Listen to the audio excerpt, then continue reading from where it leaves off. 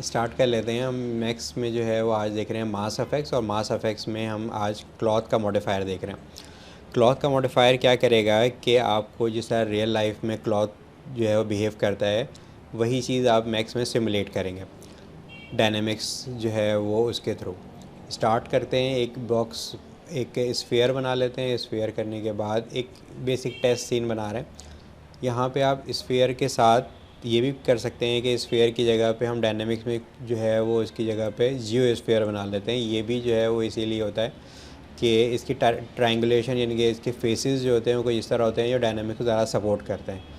तो चाहें तो आप डायनेमिक सिमुलेशन में ये वाला यूज़ कर लें, बेहतर रिज़ल्ट है। लेकिन ऐसा नहीं है कि स्फीयर काम ना करे। हम स्फीयर से स्टार्ट करते हैं, एक बेसिक बेस सीन बना लेते हैं, यानी कि एक तरह से कह लीजिए कि ये हमारा जो है क्लॉथ इसके ऊपर जो है वो एक तरह से कवर कर लेगा उसको। अब यहाँ पे क्लॉथ बनाने के लिए हम एक प्लेन बना लेते हैं जो कि इसके ऊपर आ जाएगा।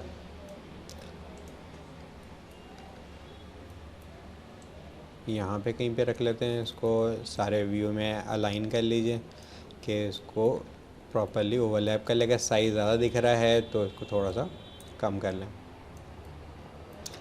ज़रूरी चीज़ क्या है कि इसके सेगमेंट ज़्यादा होने चाहिए, अदरवाइज़ जो है वो डायनेमिक्स या सिमुलेशन जो है प्रॉपर काम नहीं करेगी।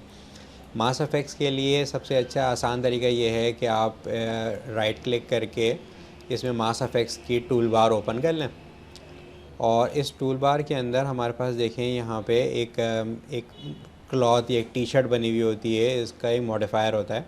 ये अप्लाई कर देंगे। किस तरह कि आपने जो है वो ऑब्जेक्ट जिस पे आपने क्लॉथ अप्लाई करना है उसको सेलेक्ट करने के बाद इस मॉडिफायर को अप्लाई करना है। स्ट्रेट अवे क्या होगा कि मॉडिफायर पैनल में जाके देखें तो प्लेन के ऊपर एम क्लॉथ यानी कि मॉडिफायर का जो है ये अप्लाई हो जाएगा। अब हमने क्या किया कि कुछ इसकी जो है वो बेसिक्स भी देख लेंगे कि क्या क्या इसमें हो सकता है। जैसे अगर इसमें फोर्सेस, जैसे अगर विंड अप्लाई होगी तो आप यहाँ पे इसमें ऐड करवा सकते हैं। इंशाल्लाह हम आगे चल के विंड अप्लाई करके देखेंगे। इसके अलावा जो है वो इसका ये हो सकता है कि फैब्रिक कितना स्ट्रेचेबल है, ठीक है, कितना जो है वो यहाँ से आप डिफ़ाइन कर लेंगे कितना स्ट्रेच हो सकता है, कितना बेंड होगा, ठीक है, इसकी डेंसिटी क्या है क्लॉथ की, ठीक, स्टिफनेस क्या है क्लॉथ की, कि रिजिड सा क्लॉथ है तो बिल्कुल ये सिल्क टाइप का जो है वो क्लॉथ है वो डिफ़ाइन कर सकते हैं। ये तो हमने एक चीज़ तो डिफ़ाइन कर दी कि भाई इस ऑब्जेक्ट के ऊपर ये वाला जो है ना ये क्लॉथ की तरह काम करें, लेकिन ये ज़ाहिर है किसी ऑब्जेक्ट से इंटरेक्ट होगा, किसी चीज़ पे ये टकराएगा। वो कौन सा ऑब्जेक्ट होगा? वो हमारा ये स्फेयर होगा। इसकी जगह कुछ भी हो सकता है, ये टेबल भी बना सकते हैं, इसके ऊपर टेबल क्लॉथ की तरह ही अप्लाई हो जाएगा। ये जो है वो क्या होना चाहिए कि सेगमेंट इसके भी ज़्यादा होने चाहिए। और दूसरी चीज़ ये है कि यहाँ पे हम आके इसको अप्लाई कर देंगे कौन सा, ये जो है वो आपका रिजिड बॉडी बन जाएगा, यानी कि ये आपका स्टैटिक रहेगा, ये जो है वो मूव नहीं करेगा। ये पहला वाला जो है रिजिड बॉडी के लिए। इसमें भी डिफ़ाइन कर सकते हैं कि डेंसिटी कितना है, मास कितना है, इसका फ्रिक्शन कितना है कि क्लॉथ इसके ऊपर पड़ के जो है वो फ्रिक्शन जो है कितना, क्या कह लें कि रुका रहेगा या डायरेक्टली स्लिप हो जाएगा। और इसने क्या किया ये भी देखिए कि स्फीयर के ऊपर एक मॉडिफायर इसके ऊपर अप्लाई हो गया और इसने इसको यूज़ कर रहा है इस मॉडिफायर के साथ। अब इसके साथ हमने एक ग्लोबल सेटिंग भी डिफ़ाइन करनी होती है। वो कहाँ से अप्लाई होगी? वो यहाँ पे आ जाएंगे। अब इसके ऑप्शन या इसके प्रॉपर्टीज़ में आ जाइए। इसके अंदर देखिए हमारे पास ऑप्शन है ग्राउंड कोलिजन। ग्राउंड कोलिजन में प्रॉब्लम क्या होगा कि जब मैं इसको अप्लाई करूँगा तो ग्राउंड किसको मानेगा? ये हमारी ग्रिड जो होती है इस सरफेस को ग्राउंड मान लेगा। तो होगा क्या कि क्लॉथ जब गिरेगा या कोई भी ऑब्जेक्ट गिरेगा तो वो ज़मीन के ऊपर जो है ना वो रुक जाएगा आके। अगर मैं इसको हटा दूँ तो अब ग्राउंड नहीं है, यानी कि वो एक तरह से कह लें कि बिल्कुल हॉलो हो गया है नीचे, और जितना भी नीचे जाएगा वो नीचे गिरना शुरू हो जाएगा। अगर आपको ग्राउंड कोलिजन रखना है तो फिर आप इस ऑब्जेक्ट को ज़रा सा ऊपर कर लीजिए, तो भी काम आपका आसान हो जाएगा कि अगर क्लॉथ गिरेगा तो पहले इस पर टकराएगा, टकराने के बाद नीचे गिरेगा तो ज़मीन पे आके वो रुक जाएगा। फ़िलहाल मैंने हटा दिया और इसको टेस्ट करके देख रहे हैं। ग्लोबल ग्रेविटी जो है वो जिस तरह नॉर्मल होती है जी एक्सिस पे कि ऊपर से नीचे की तरफ जो है ना वो गिर जाएगा, उसकी एक्सेलरेशन भी यहाँ पे डिफ़ाइन हुई हुई है। ठीक है, बाकी मेरे ख़्याल में फ़िलहाल स्टार्टिंग के लिए ठीक है। और हाँ, अगर आपके पास जो है वो हाई एंड पीसी है तो आप यूज़ कर सकते हैं मल्टी थ्रेडिंग। इससे फ़ायदा क्या होगा कि प्रोसेस ज़रा तेज़ हो जाएगा। हार्डवेयर एक्सेलरेशन अगर पॉसिबल होगी ग्राफिक कार्ड के थ्रू तो वो भी अप्लाई हो जाएगी। ये होने के बाद हम इसको जो है वो प्ले कर देंगे तो ये चीज़ जो है वो अप्लाई होना शुरू हो जाएगी। तो यहाँ पे आपके पास प्ले का बटन आ रहा है, इससे हम जो है प्ले करके देख सकते हैं। अगर हम प्ले करते हैं तो एक चीज़ मेक श्योर कर लें, जैसे अगर मैं यहाँ से प्ले कर रहा हूँ तो देखिए कि ये दोनों ऑब्जेक्ट जो है वो नीचे गिरने शुरू हो जाएंगे। तो इसके लिए ये ऐसा क्यों हो रहा है, वो इस वजह से है क्योंकि याद करें कि हमने इस ऑब्जेक्ट को जो है वो डायनामिक जो है बनाया था, रिजिड जो है बनाया था। तो रिजिड जब बनाया था तो उस वक्त में हमने एक चीज़ नहीं देखी थी, वो क्या है कि रिजिड बॉडी 3 टाइप की होती हैं। एक होती है डायनामिक, एक होती है काइनेमेटिक और एक होती है स्टैटिक। यानी कि ये कोलाइड तो करेगी लेकिन अगर आप इसको स्टैटिक बना देंगे तो ये रुकी रहेगी, ठीक है। और डायनामिक बनाएंगे तो क्या होगा कि ये भी उस सिमुलेशन में एक्ट करेगी, यानी कि ग्रेविटी अगर लगी हुई है तो ये भी नीचे गिरना शुरू हो जाएगी। और काइनेमेटिक हम तब रखते हैं जब जो है वो इसको अपने एनिमेट करना हो, जैसे यहाँ से आपने जब तक ये परफॉर्म नहीं करेगी, जैसे आपने यहाँ से इसको एनिमेशन बना दी कि ये ऊपर से नीचे आ रही है, की फ्रेम आपने लगा दी है, अब काइनेमेटिक उसके आगे से जो है ना वो एक्ट करेगी, ठीक है। तो फ़िलहाल हमने इसको ग्राउंड की तरह एक स्टैटिक ऑब्जेक्ट की तरह रखना है, इसलिए इसको स्टैटिक कर देते हैं। देन अब यहाँ से देखिए मैं इसको जो इसके सेपरेटर्स लगे हुए हैं यहाँ से इसको स्लाइड करते हैं और यहाँ से अप्लाई कर देते हैं। तो ये ऑब्जेक्ट अपनी जगह पर रहेगा और ये ऑब्जेक्ट पे ग्रेविटी अप्लाई होगी और ये नीचे आना शुरू हो जाएगा।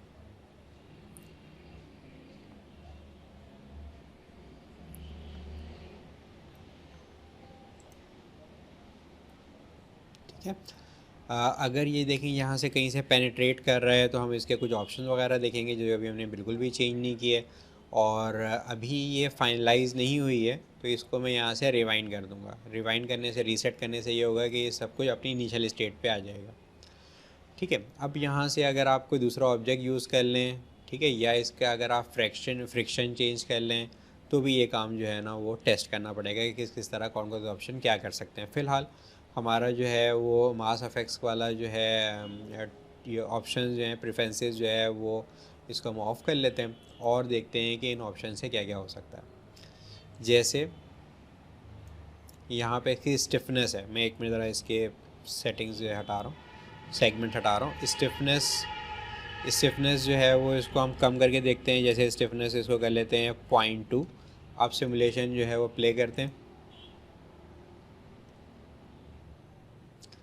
तो देखें पहले के मुकाबले में थोड़ा ज़्यादा क्या कह लीजिए कि कोलाइड कर रहा है या थोड़ा सा कम स्टिफ जो है वो हो गया। अगर स्टिफनेस बढ़ा देते हैं, 5 कर लेते हैं, थोड़ा इंक्रीज़ कर लेते हैं, तो अब क्या होगा, क्लॉथ थोड़ा सा रिजिड सा हो जाएगा। इसके अलावा यहाँ पे नीचे क्या है, इंटरेक्शन सेल्फ कोलिजन। इसमें क्या होगा कि जब एक ऑब्जेक्ट यानी कि एक फोल्ड इसका दूसरे ऑब्जेक्ट से टकराएगा तो कोलाइड करेगा। अगर मैं इसको हटा दूँ तो प्रॉब्लम क्या होगा कि पेनिट्रेट हो जाएगा, यानी कि क्लॉथ जब जाएगा तो एक ऑब्जेक्ट, एक तरफ का क्लॉथ दूसरे ऑब्जेक्ट के अंदर जो है ना वो पेनिट्रेट कर जाएगा। इसलिए बेहतर है कि इसको सेल्फ कोलिजन को रहने दें। इसी तरह जो है वो कोलाइड टू रिजिड बॉडी, अगर मैं ये हटा दूँ तो इस ऑब्जेक्ट पे कोलाइड नहीं करेगा, ठीक है। अलाउ टेयरिंग, इससे ये होगा कि अगर कहीं पे ज़्यादा स्ट्रेचिंग आ रही है तो वहाँ से वो क्लॉथ फटना शुरू हो जाएगा, जो कि बहुत कम जगह पे ठीक है, लेकिन उसके अलावा मेरे नहीं ख्याल कि इसको ज़रूरत पड़ेगी आपको चेंज करने के लिए।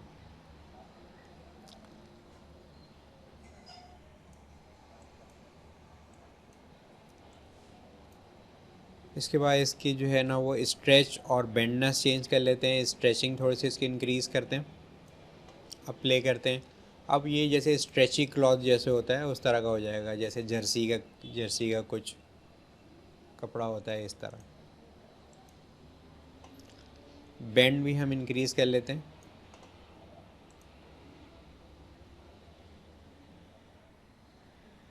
ठीक है। अब देखें बहुत ज़्यादा रिंकल्स आ रहे हैं और स्ट्रेचेबल भी हो गया है ये, और ये है वो ये बेंड भी बहुत ज़्यादा हो रहा है। अच्छा, इसके बाद क्या करेंगे कि अगर आपको, जैसे अगर आप कोई बेड बना रहे हैं, कोई सोफ़ा या कोई इस तरह की चीज़ चाह रहे हैं कि क्लॉथ जो है वो आपका इस हाल में रहे, जैसे अगर आप मॉडलिंग के पॉइंट ऑफ व्यू से देख रहे हैं और आपको इस तरह का कुछ क्लॉथ चाहिए, इस पर आप चाह रहे हैं कि मटेरियल अप्लाई करके कुछ इसका लुक बना लें, तो बजाय इसको, क्योंकि जैसे ही मैं इसको रीसेट करूँगा या इसको प्ले करूँगा वापस इनिशियल स्टेट पे चला जाएगा, तो इसलिए यहाँ पे आप क्या कर सकते हैं कि एक ऑप्शन दिया हुआ होता है कैप्चर स्टेट्स में कि यहाँ पे आप इनिशियल स्टेट पे इसको आप सेव करवा सकते हैं। अब होगा ये कि जैसे हम जब रिवाइंड करते हैं तो स्ट्रेट हो जाता है ना क्लॉथ, ये क्या करेगा कि अब ये इसी हाल में ही रहेगा। यानी कि अगर आप इसको आप बंद भी कर लें और फाइल को सेव कर लें और अपना ये स्फीयर यहाँ से हटा भी दें या लगा भी रहने दें, तो अब ये क्लॉथ जो है वो इस तरह से रह गया। तो ये ज़्यादा बेहतर यूज़ हो जाता है किस तरह के आपने कोई चादर इस तरह की या सोफ़े पे या बेड पे आपने उस तरह प्ले कर दिया तो ऑटोमेटिकली उसको कन्फर्म कर लेता है, उसके शेप में आ जाता है ये। अब जैसे मैंने स्फीयर हटा भी दिया तो ये क्या हो गया कि आपका इस तरह का ऑब्जेक्ट बन गया। अब आप इसको सेलेक्ट कर लीजिए, राइट क्लिक करके इसको कन्वर्ट कर लें पॉली में, और अब आप जिस तरह भी इसको मॉडिफाई करना चाहे मॉडिफाई कर लें, या इसको चेंज मटेरियल लगा लें या इसको प्लेस कर लें उस शेप के हिसाब से। उस शेप का लुक इसने जो है ना वो मेंटेन कर लिया, अचीव कर लिया। एनिमेशन के पॉइंट ऑफ व्यू से ये है कि अगर मैं इस पर जो है वो इसको प्ले कर लूँ और प्ले करने के बाद मॉडिफायर अप्लाई करने के बाद इसको मैं प्ले कर लूँ और मैं चाहता हूँ कि इसकी ये एनिमेशन जो है वो सेव हो जाए हमारे पास, तो उसके लिए आपको ये करना पड़ेगा कि यहाँ पे ऑप्शन दिया होता है बेक का। ठीक है, तो जो कुछ ये जिस हाल में है अगर आप इसको यहाँ से बेक करवा देंगे तो वो जो एनिमेशन होगी वो अप्लाई हो जाएगी। जैसे मैंने यहाँ से बेक पे क्लिक किया, ये थोड़ी देर में क्या करेगा, देखिए यहाँ पे नीचे की फ्रेम्स बनने शुरू हो गए। तो जो कुछ एनिमेशन आपने जिस तरह जिस हालत में रखा हुआ है वो ऑटोमेटिकली ये बन जाएगा। कैमरे का प्रॉब्लम नहीं है, कैमरा आप किसी तरह से भी कर सकते हैं, लेकिन यहाँ से आपने इसको एनिमेशन बन गई इसकी। अब इस पर आप मटेरियल लगा लें या कैमरा प्ले कर लें, ये अब ये डायनेमिक नहीं रही, अब ये एनिमेशन बन गई है, की फ्रेम लग गए हैं इसके। तो अगर इसका एनिमेशन बना रहे हैं, कैमरा एंगल यूँ करके घुमा रहे हैं इसको, तो वो सब कुछ ये सेव करेगा। ठीक है, अब ये सिमुलेशन नहीं है, एनिमेशन बन गई है। ये एनिमेशन खुद से तो हम बना नहीं सकते, इसी वजह से हम क्या करेंगे कि क्लॉथ सिमुलेशन का जो है वो सहारा लेंगे। ठीक है, अगर आपके पास अभी हमारे पास 100 की फ्रेम्स हैं, अगर इसको आप बढ़ा लेंगे तो जितनी देर की एनिमेशन चाहते हैं उतनी देर की एनिमेशन प्ले हो जाएगी।